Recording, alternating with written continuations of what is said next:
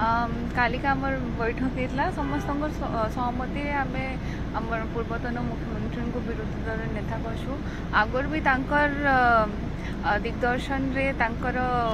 Advice रे party बहुत आगू जाइछा को गोटे अभावी राज्य से प्रभावी राज्य रे परिणत करथिले एबे भी तांकर कथारे तांकर दिग्दर्शन रे आम पार्टी रे चलिबू से जहाँ कहबे आम सेटा करिबू। आपण भी दुई थर विधायक हेले पद्मपुर उन्नति केमती आ कोनटा रही जाइए जोटा उन्नति आपण विरोधी रे बसचंती केमिति देखो दी थर होती बट बाय इलेक्शन से 1.5 years थिला आम बाय इलेक्शन आम जो जीतिक आसलु से पानी समस्या थिला आम जिते आम गवर्नमेंट थिला आम जिते आम द्वारा है पार्ट पर्यटन आम पानी समस्या से समाधान होरी से एक्चुअली मरुड़ी प्रपीड़ित अंचल से मुई आसिकी जगार आमर दाबी मान उपस्थापन करी आबे भी आम विरोधी दल अच्छु